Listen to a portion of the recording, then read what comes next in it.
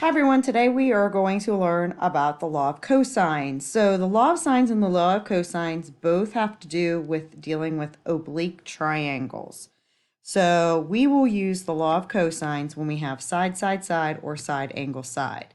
Suppose I give you a situation where the given information would be side A,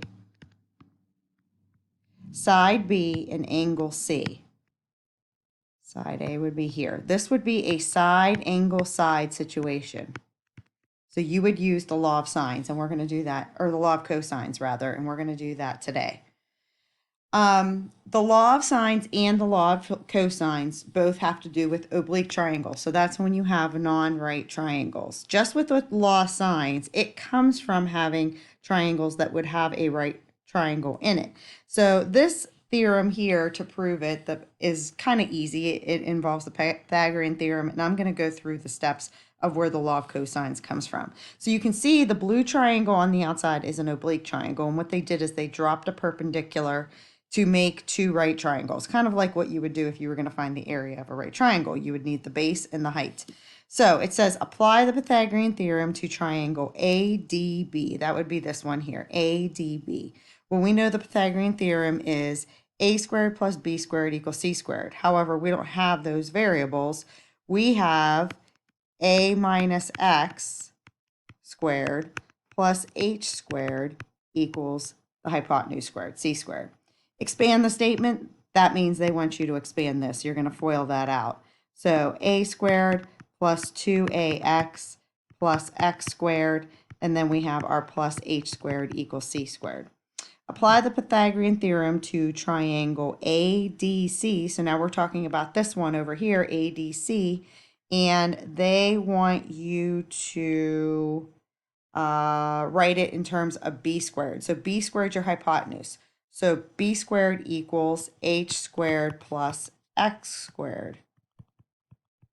And they want you to solve this for h squared. So they just want you to rewrite it. So that means get h squared by itself. So that would be taking x squared to the other side. So this would be b squared minus x squared.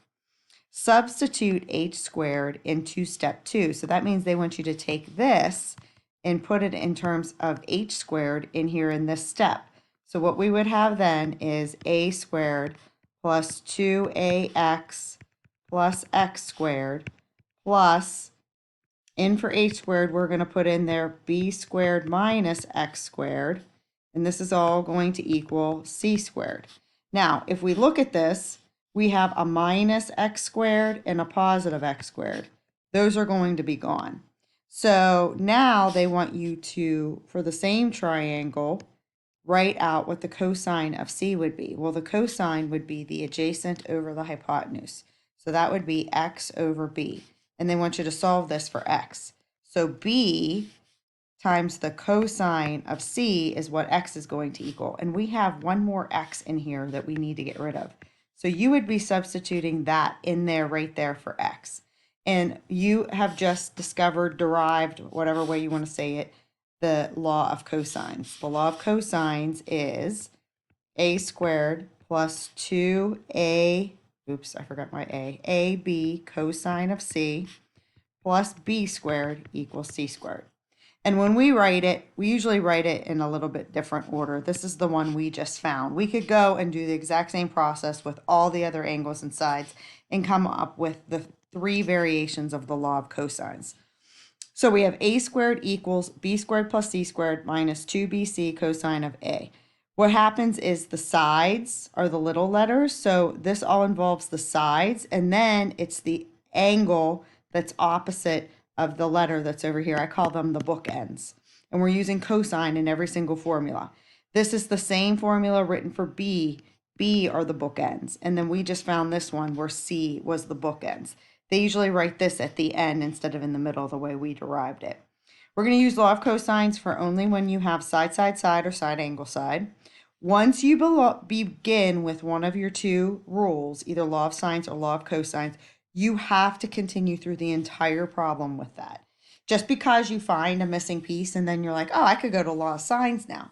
You don't want to do that, because what might happen is you might create the ambiguous case in a second triangle, and we don't want to do that. Law of cosines only has one triangle ever. When working with the law of cosines, because of rounding purposes, we're always going to start working with the largest angle first, and then we'll work down in descending order to the smallest angle. And with law of cosines, you will always have one unique triangle. There will never be no solution. There will never be two triangles. So you don't have that pain in the side angle case, the ambiguous case, which is kind of nice. So our first example you can see here is definitely going to be a law of cosines problem because they gave us a side angle side situation. And when doing these, I like to organize myself the same way we did with law of sines. I like to write out my angles, and we know A is 120. I like to write out my sides. You're not writing for me, pen, come on. Sometimes the computer just has to think for a second.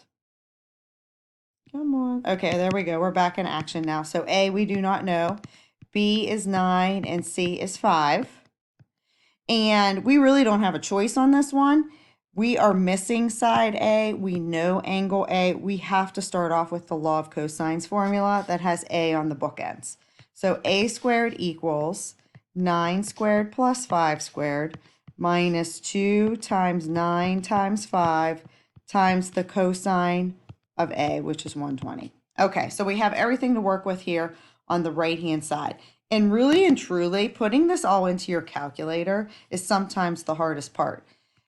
People need to remember that this is all multiplication. And if you don't put parentheses around all of this, your calculator is going to subtract 2 and then multiply everything out from what's left over. So you want it to do 9 squared plus 5 squared, then minus this whole product. So you're going to want to put parentheses in.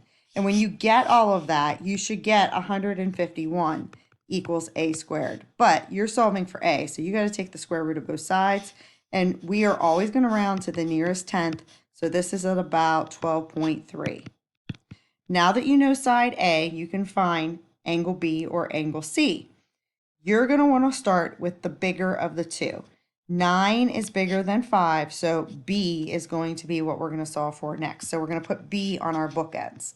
So 9 squared equals 12.3 squared plus 5 squared minus 2 times 12.3 times 5 times the cosine of B.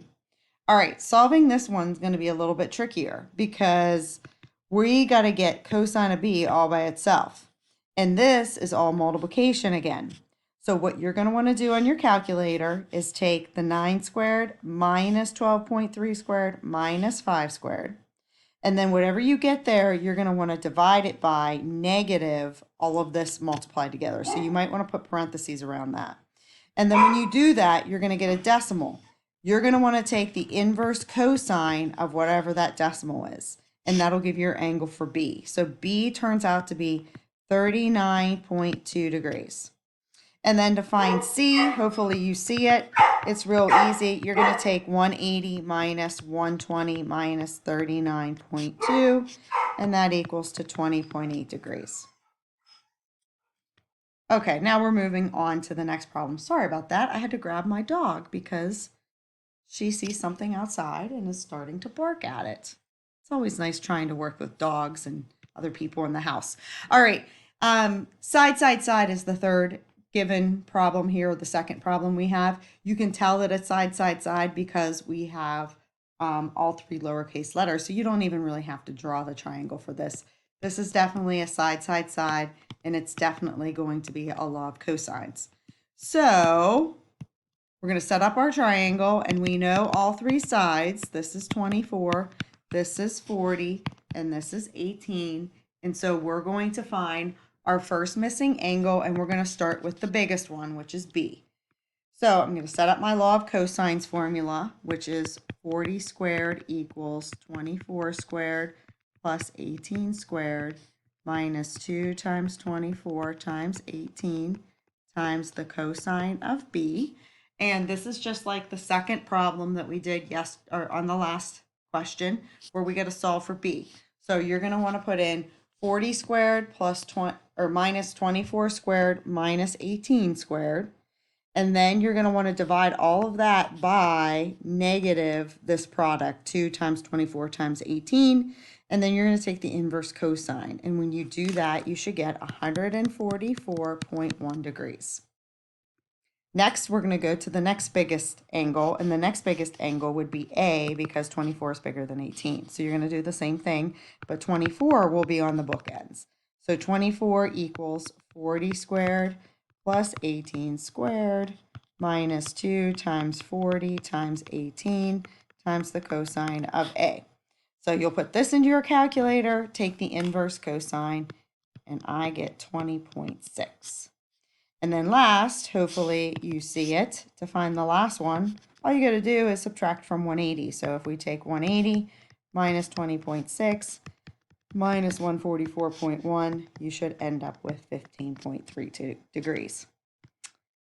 All right, so you are going to practice this. You are going to submit this to me for some points. Today is Tuesday, so you are off for the rest of the week till next Monday.